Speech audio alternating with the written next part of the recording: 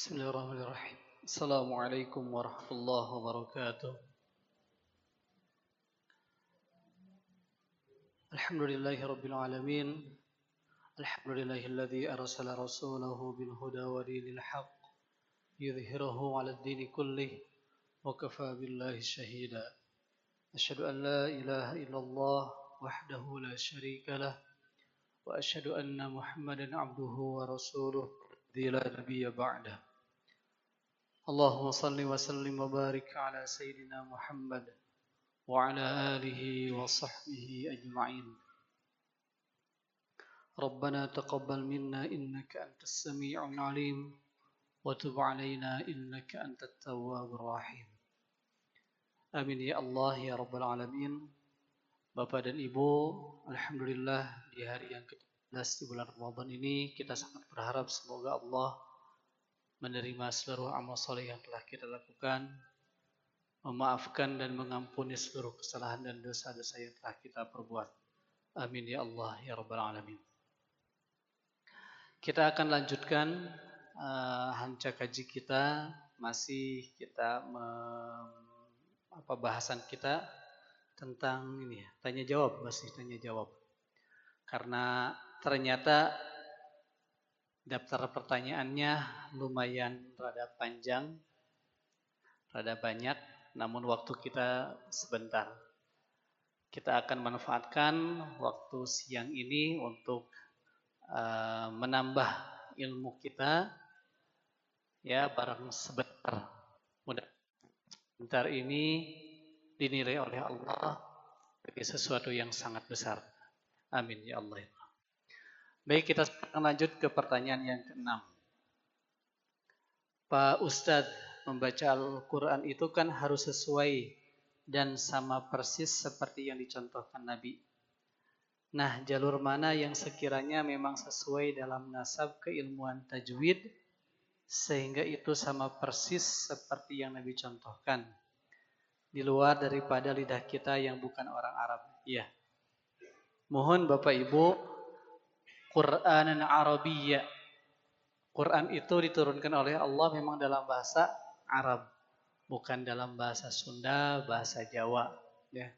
Makanya kata Rasulullah juga, Iqra'ul Qur'ana biluhunil Arabi wa aswatiha. Baca Quran tuh harus pakai lidahnya, dialeknya orang Arab. Jadi mohon maaf kalau kita baca Quran mengandalkan dialek kita, ya itu perlu terus di-upgrade. Contohnya, di antara tantangan orang Sunda itu sedikit ada tantangan ketika membaca huruf fa. Banyak yang pak dei, ya. Sehingga baca alam taro kaifa dibacanya dengan kaipa, ya. Kaifa dibaca dengan kaipa. Betul Bapak Ibu? Ada yang orang Sunda? Kaifa dibaca kaipa. Itu. Terus kalau orang Jawa contohnya, itu kalau mengucapkan huruf ha, kalau orang Sunda kan sama saja, mau ha gitu, ha dibacanya. Kalau orang Jawa yang belum belajar tentu ya, yang dialeknya masih medok banget, itu baca ha itu ka, alkamdu. Betul Bapak ya, alkamdu. Padahal harusnya alhamdu. Kemudian baca a itu banyak yang bacanya jadi nga.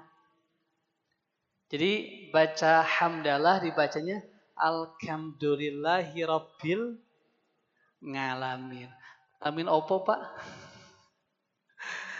Harusnya bukan ngalamin tapi pakai ain. Alamin ya. Terus juga di antara perbedaan orang Sunda sama orang Jawa. Kalau orang Sunda relatif relatif irit dalam hames. Keluar nafas itu pada irit pisan. Sampai-sampai yang fa harusnya keluar nafas juga jadi pa. Kalau Jawa Malah sepertinya cukup royal keluar hamesnya, keluar nafasnya. Makanya ngucapin ba juga jadi ba ya. Ba kan gitu ya. Bismillah gitu ya. Al dal pun juga keluar nafas. Alhamdulillahirabbil begitu ya. Kalau kita baca Quran pakai dialek kita ya jadi rada arane. Terus saya punya temen orang Makassar ya, orang Sulawesi sana. Itu kalau manggil ustad, ustad pakai za, bukan ustad tapi ustaz. Jadi ustaz ya. Ini kalau kita baca Quran pakai standar kita ya memang jadi nggak standar. Maka kemudian Al-Quran distandarkan, setidaknya cara baca Quran itu ada 7 macam, 7 wajah, 7 riwayat. Ya, yang kemudian dari 7 cara baca ini bercabang lagi, ya, sampai ada masing-masing 2. Nah, mana yang sesuai? Yang 7 ini semuanya sesuai. 7 ini bahasa Arab juga. Jadi kalau kita pernah dengar ada orang yang baca Quran wadduha dibaca dengan wadduha wallaili idza saja. Ihdinas siratal mustaqim. Kalau kita. Kemudian ada yang baca ihdinas siratal mustaqim. Itu juga bahasa Arab, ya. Namun dengan riwayat bacaan yang berbeda yang umum dibaca atau dipakai oleh orang Indonesia. Termasuk yang suka dibaca oleh imam-imam di Masjidil Haram, Masjid Nabawi. Yang Masjidil Haram, Masjid Nabawi itu biasanya juga persis dengan kita. Namanya riwayatnya adalah riwayat Imam Hafiz. Imam Hafiz ini ngambil dari siapa? Imam Hafiz ini ngambilnya dari Imam Asim. Hafiz an Asim. Jadi 7 riwayat ini diantaranya Imam Asim. Di antara muridnya adalah Imam Hafiz dan juga Imam Syu'bah. Jadi dari 7 bercabang masing-masing 2 ada. Jadi 14 ya. Nanti ada percabangan lagi. Jalurnya sampai katanya ada ratusan. Jalur Hafiz an Asim. Ini yang biasa kita pakai pun juga jalurnya banyak. Namun yang populer ada 2. Ya. Ada istilahnya, bukan istilahnya. Ada jalur namanya Syatibiyah, ada yang Thayyibah. Ini hampir sama, beda dikit lagi, ya. Apa perbedaannya? Nah, kalau yang jalur Syatibiyah biasanya mad wajib, mad jaiz, ya. Itu bacanya 4 atau 5 harokat. Itu kalau yang Syatibiyah. Kalau yang Thayyibah itu biasanya yang mad jaiznya 2 aja. Jadi kalau baca Al-Kafirun contohnya, itu 2 aja.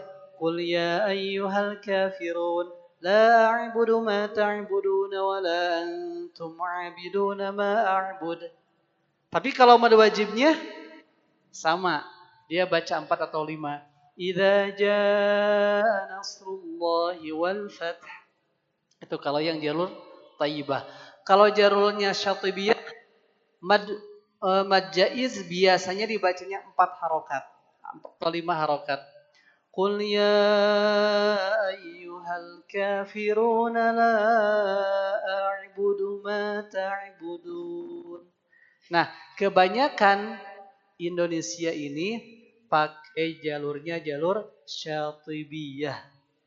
Riwayatnya Hafiz an Asim. Makanya biasanya dalam mushaf Qur'annya mad jaiz pun juga pakai tanda alis. Ya. Ini juga nyampe ke Rasul. Apakah kita perlu mempelajari 7 itu? Silakan kalau memungkinkan. Namun kalau tidak memungkinkan, setidaknya 1 satu cara sok pelajari betul. Nah, yang biasa kita lakukan ini hanya satu jalur dari sekian banyak. Ya. Ternyata satu pun juga lumayan ya. Kira-kira Bapak Ibu selama kita belajar ini, apa yang telah kita pelajari ini semuanya terkuasai? Wallahu a'lam ya. Dari teorinya, ya semoga lah ya. Dari prakteknya, prakteknya kita belum bisa memastikan nih. Karena kita kan biasanya klasikal ya. Belum bisa terpastikan satu persatunya itu sudah betul atau tidak. Jadi jawabannya seperti itu. Apa yang kita pelajari sekarang juga insya Allah nyampe kepada Rasulullah SAW. Ini pun juga sama yang direkomendasikan oleh Rasulullah Sallallahu Alaihi Wasallam. Selanjutnya yang ketujuh. Assalamualaikum warahmatullahi wabarakatuh. Waalaikumsalam warahmatullahi wabarakatuh. Izin bertanya Pak Ustadz. Ini satu pertanyaan tapi beranak ya. Apa perbedaan ayat 3 dan 5 surah Al-Kafirun? Kenapa penulisannya berbeda di bagian akhir? Bacaannya sama tetapi artinya berbeda. Baik. Al-Kafirun. Bapak hafal surah Al-Kafirun?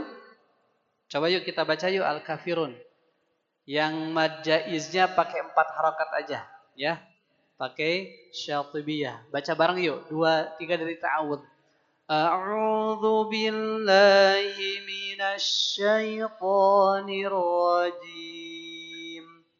Bismillahirrahmanirrahim.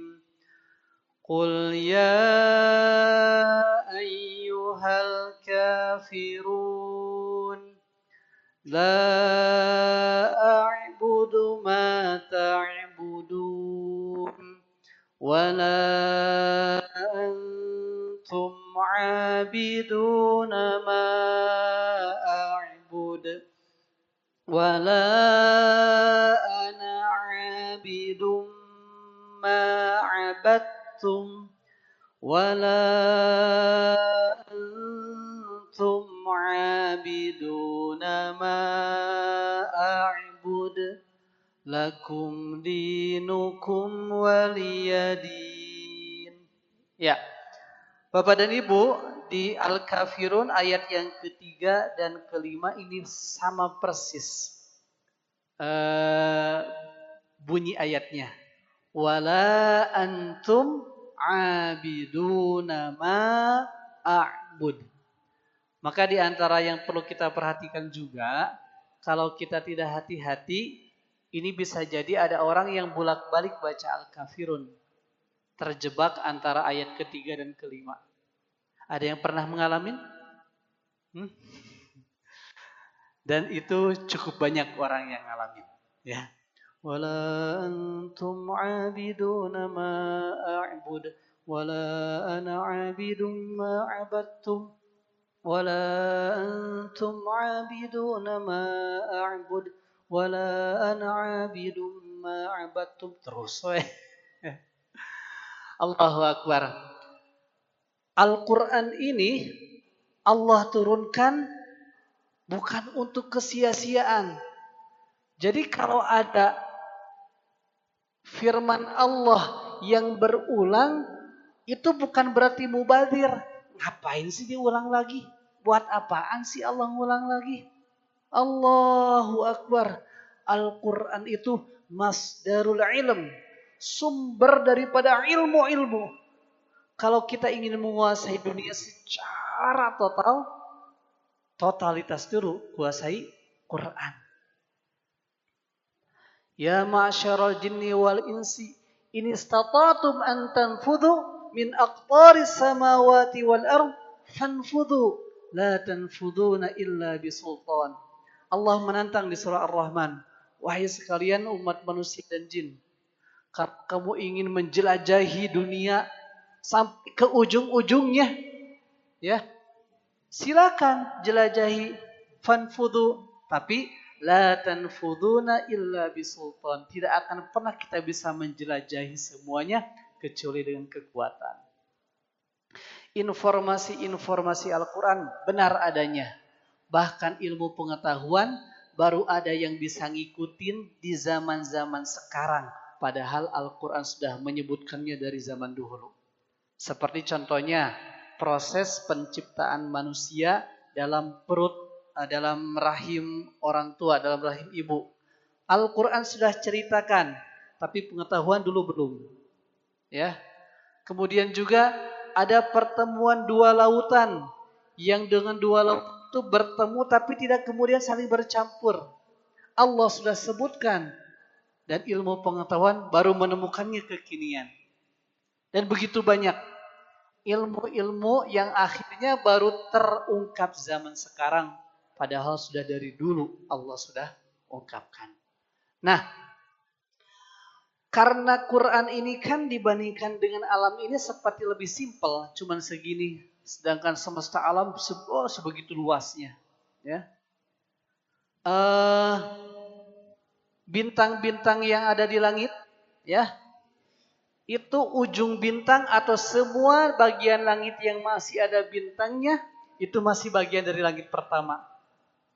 فَقَضَاهُنَّ سَبْعَ سَمَاوَاتٍ فِي يَوْمَيْنِ وَأَوْحَى فِي كُلِّ سَمَاءٍ أَمْرَهَا وَزَيَّنَّا فِي السَّمَاءِ. Di surah Fussilat yang sebelah kiri paling atas tuh. Allah sebutkan bahwa langit pertama itu patokannya semua yang masih ada bintangnya itu langit pertama. Itu baru langit pertama. Belum kedua, ketiga dan seterusnya. Allahu Akbar.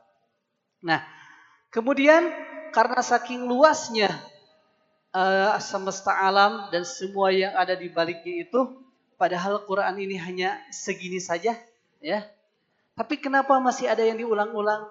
Sesungguhnya pengulangan itu bukan memberikan arti dan maksud yang sama. Mungkin secara arti harfiahnya bisa sama, tapi maksudnya berbeda. Layaknya di Al-Kafirun ayat ketiga dan kelima ini. Qul ya ayyuhal kafirun. Kurang lebih artinya, katakanlah wahai Muhammad, ya ayyuhal kafirun, wahai sekalian orang-orang kafir. La a'budu ma ta'budun. Tidaklah aku menyembah apa yang kamu sembah. Wala antum abiduna ma a'bud. Dan kalian bukanlah penyembah apa yang aku sembah. Dan kalian bukan penyembah apa yang aku sembah. Wala ana abidum ma abattum. Dan tidaklah aku penyembah ma abattum apa yang kamu sembah. Kemudian yang kelima, wala antum abiduna ma a'bud. Dan kalian bukanlah penyembah apa yang aku sembah. Secara harfiahnya seperti itu. Tetapi dalam tafsir Al-Azhar, kalau yang Indonesianya Buya Hamka contohnya, atau tafsir Ibnu Katsir, menjelaskan bahwa ternyata maksud dari dua ayat ini, kalau ayat yang ketiga ini paketnya dengan ayat yang kedua, yang kelima paketnya dengan yang keempat, 2, 3, kemudian paketnya 4, 5. Apa maksudnya? Di ayat yang ketiga, wala antum abiduna ma a'bud. Dan tidaklah kalian penyembah daripada apa yang aku sembah. Maksudnya siapa yang disembah? Ini objek penyembahannya di ayat yang ketiga ini maksudnya. Allah sebagai Tuhan yang disembah. Orang-orang kafir, dulu orang-orang musyrikin Quraisy tidak menyembah Allah. Mereka mengakui Allah sebagai pencipta, Allah sebagai pemberi rezeki, tapi mereka menyembahnya bukan ke Allah. Ya, mereka menyembahnya kepada Lata, Uzza, dan banyak sekali Tuhan-Tuhan ciptaan mereka. Makanya ditegaskan bahwa apa yang aku sembah dengan yang kamu sembah berbeda. Yang ku sembah hanya Allah. Yang kalian sembah, kalaupun memang menyembah Allah, menyembah juga yang lain. Gitu. Jadi Al-Kafirun ini Allah turunkan ketika orang-orang musyrikin Quraisy sudah rada putus asa dengan proses penghentian dakwah Rasul. Karena udah rada putus asa, kemudian menawarkan kepada Rasul Muhammad, udahlah kalau begitu mah, yuk kamu ikutilah agama kami selama setahun. Nanti setelah setahun, kami yang mengikuti agama kamu. Gantianlah, setahun kamu ikut kami, setahun kami ikut kamu gitu. Nah, makanya ditegaskan bahwa nggak bisa. Masa harus menyembah yang banyakan? Kan kita mah muslim menyembahnya hanya Allah. Orang musyrik menyembahnya Allah dan lain-lain. Makanya nggak nyambung. Ya. Kemudian di ayat yang kelima, wala antum abiduna ma a'bud, ini maksudnya pada cara peribadatan. Ya. Ayat yang ketiga pada objek penyembahannya. Kalau ayat yang kelima adalah pada proses penyembahan atau cara penyembahannya. Kita menyembah Allah dengan cara apa? Ya dengan sholat lah. Ya dengan membaca Al-Quran lah. Ya dengan umrah lah. Ya dengan haji lah. Mereka sholat, wallahu a'lam. Ya. Baca Quran? Oh jelas mereka tidak mau baca Quran. Karena mereka yang mereka tentang adalah Al-Quran. Mereka umroh haji. Bisa jadi orang-orang musyrikin Quraisy juga umroh sama haji. Karena mereka dulunya tinggalnya di Mekah. Mereka penguasa Ka'bah. Ya, di antara kebiasaan orang-orang musyrikin Quraisy itu kalau tawaf itu banyak yang sambil telanjang. Cuman rada hebatnya, rada mendingannya mereka tawaf sambil telanjang tuh sambil ngucapin Ghufranaka, Ghufranaka, Ghufranaka. Masih rada saleheng. Apa artinya? Ampunanmu ya Allah, ampunanmu ya Allah. Ya, beleguk begitu ya. Kalau kita tawaf, ya tawaf silakan. Mau sambil diam boleh gak tawaf? Diam. Boleh kan lebar we, ya. Kalau hanya sekedar diam mungkul. Baca-baca doa boleh? Oh bagus.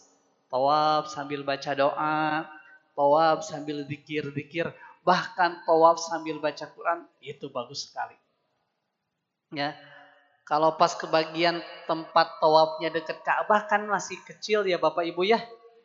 Kita pakai doa-doa yang pendek mungkin masih pengulangannya sedikit. Coba kalau Bapak Ibu pas tawaf kebagian matofnya yang tempat tawafnya yang di lantai 2. 3, 4, 7 kali bisa 7 keliling bisa sampai 1 jam gitu. Ya setengah sampai 1 jam tuh memungkinkan terus tawaf begitu. Ya kalau cuman diem doang kan atau kumahanya. Zikir ya bagus. Nah kalau baca Quran mantap juga tuh. Ya keliling gitu ya terus tawaf 7 kali sambil baca Quran bisa tuh dapat Al-Baqarah gitu kan. Kan lumayan tuh dapat Ali Imran ya. Baca Qurannya gimana? Pakai hafalan gak? Ya kalau bisa memungkinkan pakai hafalan. Kalau enggak ya sambil lihat aja. Cuman hati-hati. Apalagi dalam kedua mah itu banyak kursi roda ya.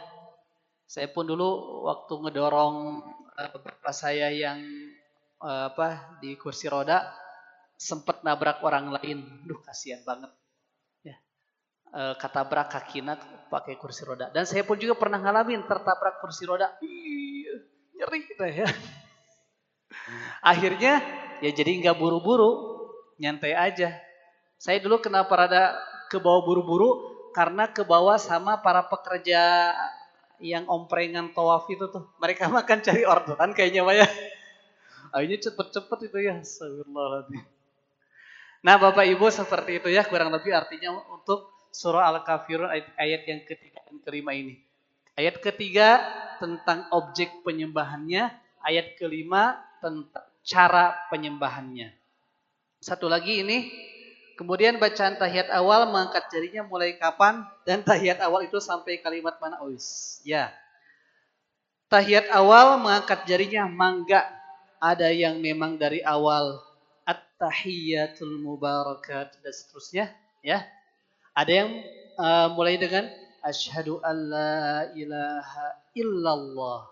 Asyhadu an la ilaha illallah. Ya, pas Allah atau illallah mengangkat telunjuknya. Mangga mau ikut yang mana silakan. Ya. Ngikutin pelajaran orang tua kita boleh ya. Menggerak-gerakan boleh gak? Mangga terlagu juga ya.